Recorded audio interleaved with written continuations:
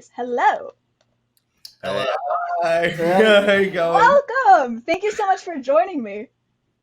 No problem. No Thank you for problem. having us. Absolutely. Now, I believe it's 6 a.m. over there, so obviously you guys are true champs for coming on. So how are you doing? You must be psyched that this new song is out for everybody. So happy. Yeah, it's been a while trying to get it out, so we're happy it's finally come out and released. Yeah, that's it. Right. Happy but tired. Yeah. Yeah, I don't blame you. But just like I was mentioning before, I know you guys could hear it. The chat was absolutely eating that up. And I saw you guys even rocking out to your own tune, which I absolutely love. Like, that's one of my favorite things to see. But before we actually discuss the song, I haven't found it anywhere. So what does DTHBW... I want to put W in front of it because I keep wanting to say death blow. Is that what it stands for? I'm trying to get to the point. 100%. Okay. Yeah. I keep tripping myself up because I'm like, I'm almost certain that's what it stands for, but because it's the first interview since its release, I was like, yeah, I'm just going to go ahead and ask him. So I feel like that's pretty accurate in terms of the sound you went for, too. Yeah, 100% it was. I mean, hearing it back, the song is a ripper, it's infectious, and hell does it go hard. So did you guys kind of go into writing this thinking, let's make the most brutal and catchy track possible, because this is gnarly in the best of ways? Pretty much. Yeah. Yeah, pretty much, yeah.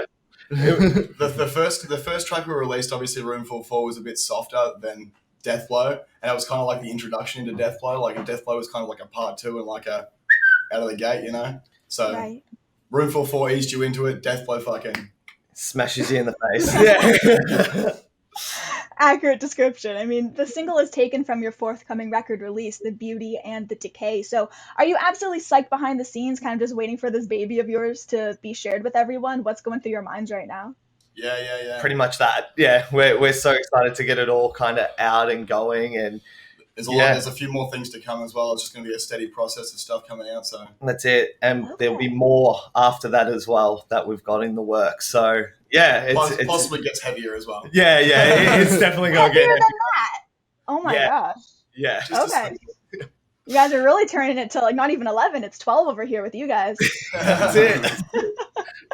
No, I know that this record does tell a story, and this single is about the moment one of the characters comes to grips with just the pure atrocities he's committed, kind of like he's stuck in a black void you've mentioned. So what made you want to create this specific character and make a record about it?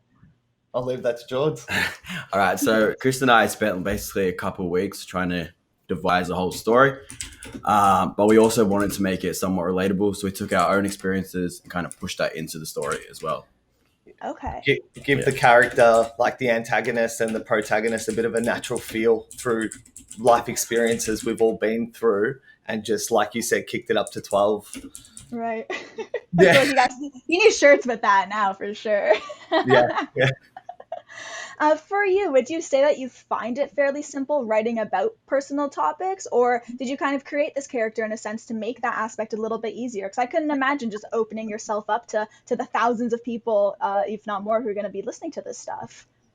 Yeah, it wasn't easy, but it was definitely soul searching, and it's easier to create fictional characters to speak through real life events, I think.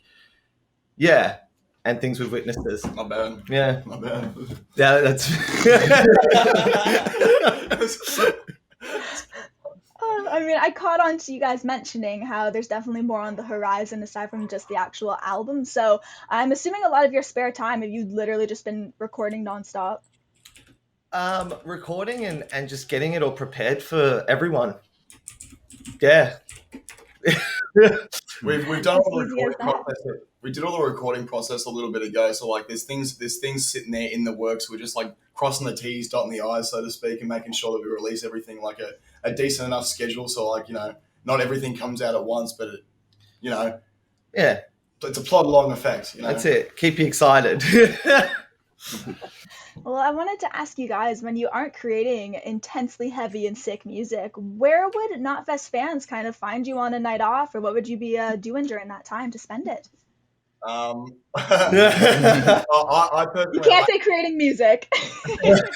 Well, every night from 6 p.m. my time, I stream on Twitch as well. So a lot of the fam actually are in here right now. Rexy, Rose, Indecisive, Twerky. Awesome. Appreciate you guys. thank you guys for coming in too. So yeah, that's pretty much what I do. Also, yeah, Team FOTF in the chat if you want to have a look-sies. Subtle plug. He's like, just click that, give it a follow, no big deal. I mean, I'm glad that you mentioned fans there, because the thing is, once you start putting out music and it catches on, of course you're going to grow a pretty intense fan base. So for you guys, what would you say is one of the weirdest things you've either read about yourselves online or discovered about yourselves? I was just surprised if we Googled my name, I was in a band. That kind of tripped me out. Like, I'm pretty simple, yeah. Really? Yeah. Blew my brain. I was like, what? Doesn't take much, That's me, yeah. I think And yes, I Googled my name. The drummer had a good time the other night. It was like 2:00 in the morning when he was driving around on his job, and him and his mate happened to flick on the radio, and Druid was playing at that time, like completely unexpected out of the blue, like just on the radio on normal rate, like, and that was obviously a big, like, moment for him. Yeah, and like, yeah, so that's pretty cool. Yeah. I couldn't imagine just going around somewhere and hearing yourself on the radio. Like, that must just be the most trippy, gratifying thing ever. Yeah, it is. It is, especially all the love and support we're getting for these new tracks. It's pretty surreal. Yeah, like, very humbling. Yeah. Yeah, we've obviously put a lot of effort into it and whatnot, and it's cool to see everyone's digging it and whatnot. Yeah, bopping their head. It's listening. It's a lot of fun. I always find it impressive when a band can kind of, and I know this is completely out of a different realm than what we'll cover here, but they almost pull like a Paul McCartney Wings, where a song can have 10 different parts and they all effortlessly come together. And that kind of came to mind when listening to Deathblow. I was like, holy shit, there's so many different elements going on here, but it works effortlessly. So I'm stoked that we got to premiere this here today. And I just want to say thank you guys so much for coming on, discussing the track. It really is a banging single. So awesome Thank you job. so much. Thank you. Thank you for having us. Yeah, Appreciate it. yeah. Thanks. From the bottom of No, our of heart. course. Yeah, 100%. Thank you so much. Our pleasure. To everybody watching, this has been Druid. Be sure to check out Deathblow. And again, thank you so much to the guys for waking up early and being troopers to come on to Knotfest Daily. Thank you, guys. Thank you so much. Thank you, Knotfest, for having us. Appreciate it. Love you guys. Take care. Bye. Bye, guys.